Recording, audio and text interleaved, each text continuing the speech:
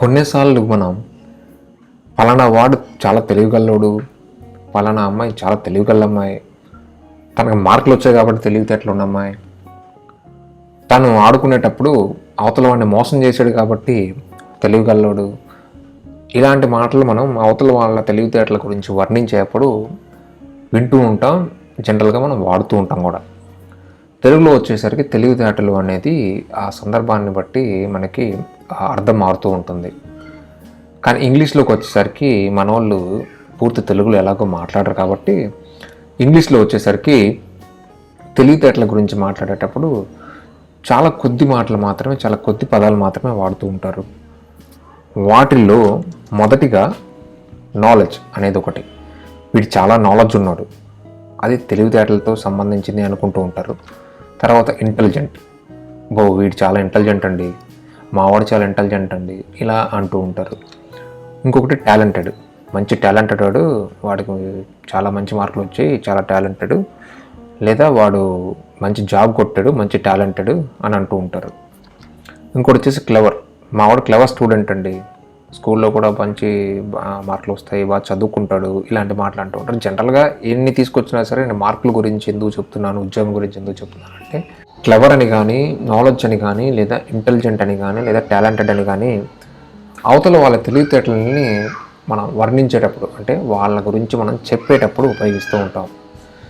ఈ పదాలే కాకుండా మనం వేరొక పదం కూడా, అంటే కొంచెం చదువుకున్న వాళ్ళు, కొంచెం భాష తెలిసిన వాళ్ళు, ఇంగ్లీష్ భాష తెలిసిన వాళ్ళు వాడే పదం ఒకటి ఉంటుంది, అదే వైజ్, విజ్డమ్.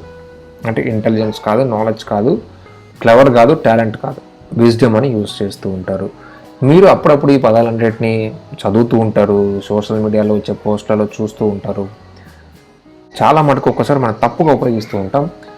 దీని గురించి ఒక క్లారిటీ ఇచ్చేదానికోసంగానే ఈరోజు ఈ వీడియో.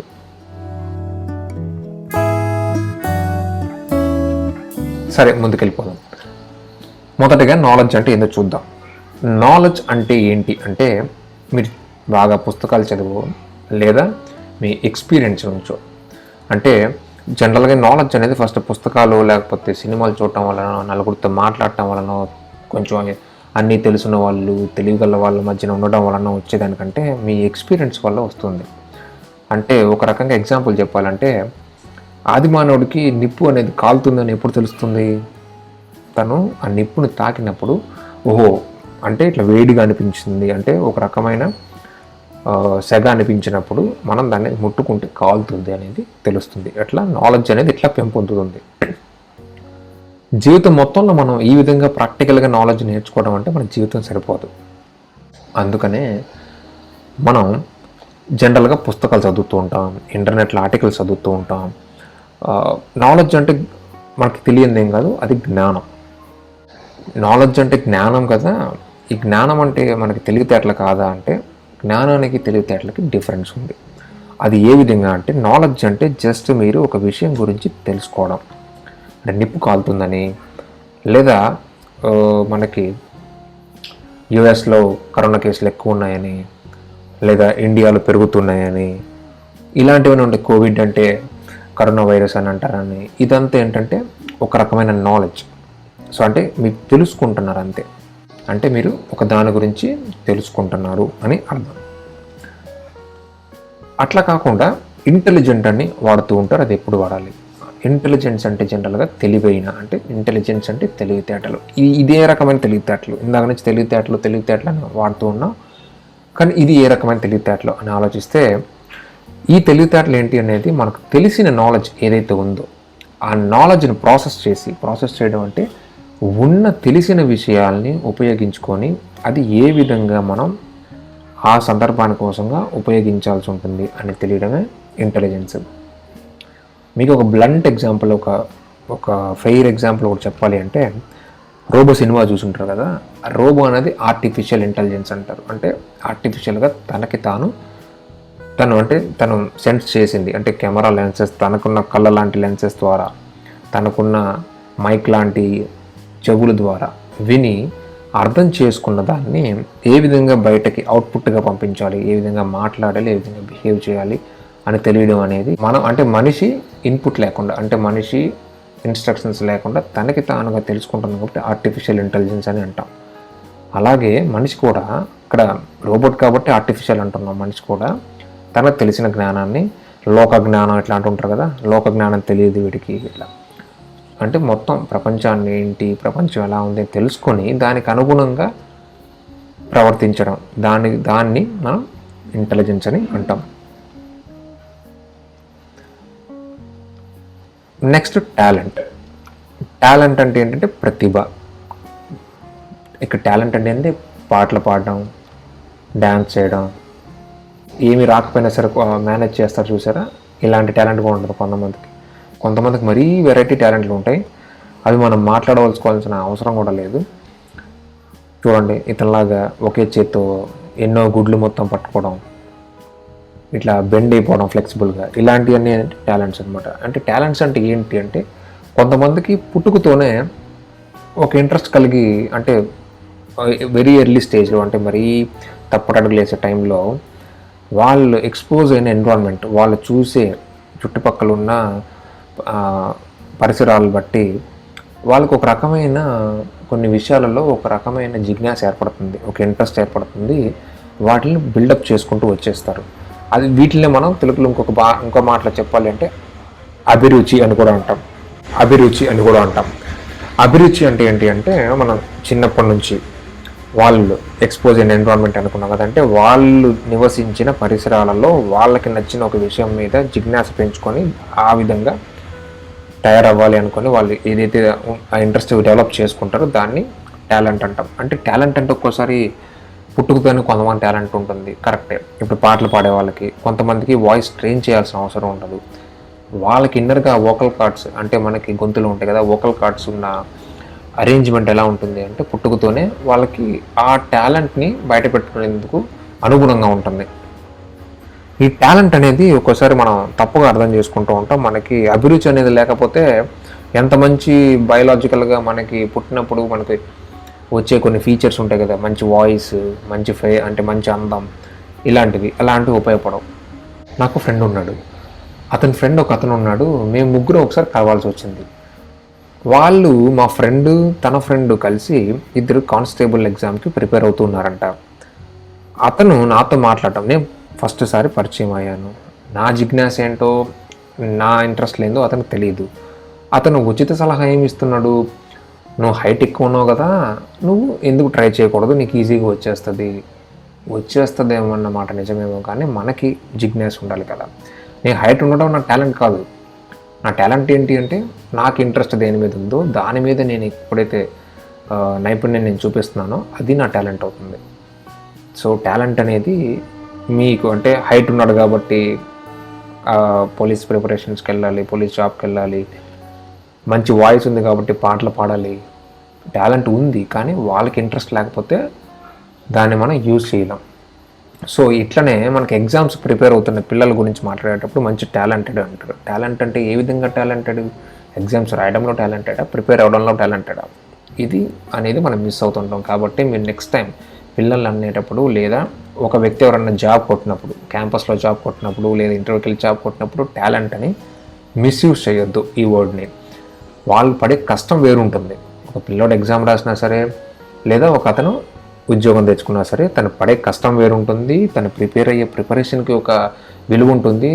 ఇంటర్వ్యూస్కి 4-5 ఇంటర్వ్యూస్కి పోతూ, లేదా పాత ఇంటర్వ్యూస్లో తనకున్న ఎక్స్పీరియన్స్ నుంచి వచ్చిన నాలెడ్జ్ని తీసుకొని ఇంటెలిజెంట్గా దాన్ని అప్లై చేయడం, ఇదంతా కూడా టాలెంట్ అని మీరు అనొచ్చు. సో ప్రతిభ అనేది, టాలెంట్ అనేది డిఫరెంట్, నాలెడ్జ్ అనేది డిఫరెంట్, ఇంటెలిజెన్స్ అనేది డిఫరెంట్. ఈ డిఫరెన్స్ అనేది మీరు గుర్తుపెట్టుకోండి. నెక్స్ట్ వచ్చేద్దాం క్లెవర్ అనే మాటకు వచ్చేద్దాం. క్లెవర్, మా వాడు చాలా క్లెవర్, వీడు చాలా క్లెవర్, 100కి 100 మార్కులు వస్తాయి అని అంటూ ఉంటారు. లేదా వీడు చాలా క్లెవర్, ఉద్యోగం కొట్టేశాడు, వీడు చాలా క్లెవరు, వ్యాపారంలో ఎక్కువ సంపాదించేశాడు. క్లెవర్ అంటే అర్థం ఏంటి అంటే, మనం జనరల్గా జిత్తులు మారిన అని ఒక మాట అనుకుంటూ ఉంటాం కదా.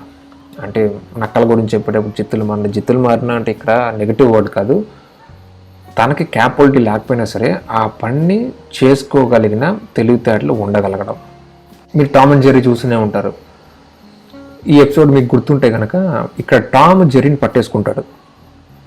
చేతిలో గుప్పెట్లో పట్టుకున్నప్పుడు తన గుప్పెట్లను చూస్తున్నప్పుడు జెర్రీ తను తప్పించుకునే దానికి అంటే టామ్ని దెబ్బతీయడం కోసంగా తప్పించుకునేందుకు కోసంగా తను కూడా గుప్పెట్లో ఏదో చూస్తున్నట్లు కన్ను పెట్టి చూస్తూ ఉంటుంది.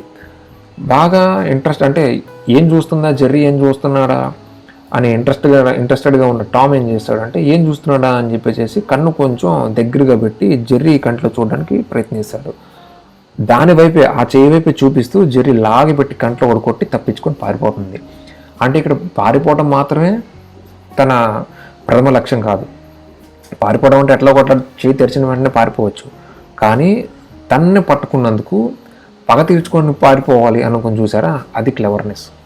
అంటే ఇక్కడ జిత్తులు మారి పగ తీర్చుకోవడం క్లెవర్నెస్ అని కాదు, జిత్తులు మారడం అంటే తను చేయలేకపోయినా కూడా తను ఆ అవకాశాన్ని సృష్టించుకోగలగడం క్లెవర్నెస్. కరోనా సిచ్యువేషన్ మనం మాట్లాడుకుందాం. కరోనా సిచ్యువేషన్లో చాలామందికి ఇళ్లలోంచి జాబ్ చేయడం లేదా ఫ్రెషర్స్కి జాబ్ కోసం బయటకు పోలేకపోవడం జరుగుతూ ఉంది. అరే బయటకు పోలేకపోతున్నాం, లేదా ఇళ్లలోనే జాబ్ చేయాల్సి ఉంటుంది, లేదా రిజైన్ చేసేసాం, లేదా కాలేజీలకి స్కూల్కి పోవట్లేదు అని కాకుండా ఇంట్లోనే ఏదో ఒకటి ప్రిపేర్ అవ్వడం, ఏదో కోర్సెస్ ఫినిష్ చేయడం, కొత్త టెక్నాలజీస్ నేర్చుకోవడం, నెక్స్ట్ కరోనా అయిపోయేసరికి ప్రిపేర్డ్గా ఉండడం, ప్రపంచానికి ప్రిపేర్డ్గా ఉండడం, ప్రపంచాన్ని ఫేస్ చేయడానికి కోసం ప్రిపేర్డ్గా ఉండడం అనేది క్లెవర్నెస్. సో క్లెవర్నెస్కి ఇక్కడ మన ఇంటెలిజెన్స్కి కూడా మనం తేడా ఉంది, మీరు గమనించుకోవాలి. క్లెవర్నెస్ అంటే ఆ సామర్థ్యం లేకపోయినా సరే అవకాశాన్ని సృష్టించుకోగలిగే అంత తెలివితేటలు ఉండగలగడం. ఇంటెలిజెన్స్ అంటే ఏంటి అంటే ఆ అవకాశాన్ని యూజ్ చేసుకోగలగడం. ఏ విధంగా తనకున్న నాలెడ్జ్ని బేస్ చేసుకొని ఉపయోగించుకొని అవకాశాన్ని ఉన్నతంగా యూజ్ చేసుకోగలగడం ఇంటెలిజెన్స్.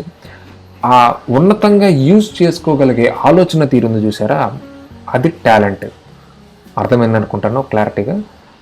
ఇవి 4 ఒక క్లారిటీ వచ్చిన తర్వాత విజ్డమ్ అనేది, వైజ్ అనే మాటకి ఒక సపరేట్ సీట్ ఉంటుంది ఇక్కడ. వైజ్ అని ఎవరిని అంటారంటే, ఇది కూడా జ్ఞానమే, కానీ ఎవరిని అంటారంటే ఎంతో లైఫ్ ఎక్స్పీరియన్స్తో ఒక థాట్ ప్రాసెస్ అంటే ఒక ఆలోచన తీరు డెవలప్ అయిపోయి, అంటే బాగా లైఫ్ ఎక్కువ జీవించేసేసేసి ముసలి వాళ్ళకి, కొంతమంది స్కాలర్స్కి, కొంతమంది ఫిలాసఫర్స్కి, ఎందుకంటే వాళ్ళు ఆలోచించి ఒక విషయం గురించి ఒక రకమైన దృక్పథం ఏర్పడుతుంది వాళ్ళ ఆలోచన తీరులో. దాని నుంచి ఒక రకమైన ఆలోచన తీరు బయటకు వస్తుంది, అది విజ్డమ్. అంటే ఇప్పుడు ఒక చిన్న ఎగ్జాంపుల్ తీసుకున్నాం. ఇందాక మనం టామ్ అండ్ జెర్రీ ఎగ్జాంపుల్ తీసుకున్నట్లయితే, జెర్రీ పరిగెట్టాలి అని కాకుండా ఒక దెబ్బ కొట్టేసి పరిగెట్టాలి అనుకోవడం అనేది క్లెవర్ అనుకున్నాం కదా. అట్లా దెబ్బ కొట్టేసి పరిగెట్టడమే కాకుండా అసలు దాంతో గొడవ పెట్టుకోవాల్సిన అవసరం ఏంటి, దాంతో గొడవ పెట్టుకోకుండా, అంటే టామ్ ఎందుకు జెర్రీ వెంట పడుతుంది, జెర్రీ చేసే అల్లరి వల్ల. జెర్రీ ఫుడ్ దొంగలిస్తూ ఉంటుంది, జెర్రీ ఆ ఇంట్లో అల్లరి చేస్తూ ఉంటుంది. టామ్కి సంబంధించిన ఓనర్ ఎవరైతే ఉన్నారో ఆ మనిషి టామ్ని తిడుతూ ఉంటారు కాబట్టి, అల్లరి చేయకుండా ఉంటే సైలెంట్గా, అంటే టామ్ కంటపడకుండానే, టామ్తో గొడవ పెట్టుకోకుండానే తన పని తాను చేసుకుంటూ, లేకపోతే తనతో ఒక సంధి మాట్లాడుకొని ఫుడ్ దొంగలు ఇచ్చేస్తే సరిపోతుంది కదా, ఎటువంటి స్ట్రెయిన్ ఉండదు బాడీకి అనుకోవడం అనేది జ్ఞానం. సో ఇక్కడ జ్ఞానం అనేది ఏంటి అంటే, జ్ఞానం నుంచి వచ్చిన తెలివితేటలు అనేది ఎట్లా ఉంటాయంటే, మీకు ఫిజికల్గా అంటే భౌతికంగాను మానసికంగాను ఎక్కువ బాడీ స్ట్రెయిన్ కాకుండా, మైండ్ స్ట్రెయిన్ కాకుండా ఉన్నట్లుగా ప్రశాంతమైన ఒక సొల్యూషన్ అనేది మీరు ఆలోచించుకుంటూ ఉండొచ్చు. ఇలా ఆలోచించే వాళ్ళని మీరు వైజ్ అని అనొచ్చు, అందరినీ వైజ్ అనొద్దు. Do you want to learn English easily? Make a wise choice by clicking on the subscribe button. మీరు ఇంగ్లీష్ నేర్చుకోవాలనుకుంటే కనుక సబ్స్క్రైబ్ బటన్ మీద క్లిక్ చేసి ఇదే విధంగా సరదాగా క్యాజువల్గా ఇంగ్లీష్ ఎలా నేర్చుకోవచ్చో మీరు తెలుసుకోండి. నెక్స్ట్ వీడియోలో కలుసుకుందాం. Thank you so much for watching. Good bye.